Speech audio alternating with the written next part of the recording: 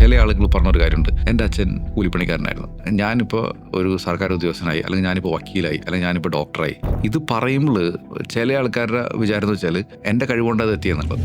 ആ കഴിവിനേക്കാൾ ഉപരി ആ കൂലിപ്പണിക്കാരൻ ഇത്തിരി സാക്രിഫൈസ് ചെയ്തിട്ട് ഇവൻ ആ സ്കൂളിൽ വിടാനായിട്ട് കാണിച്ച ഒരു ധൈര്യമുണ്ട്. So that is his investment.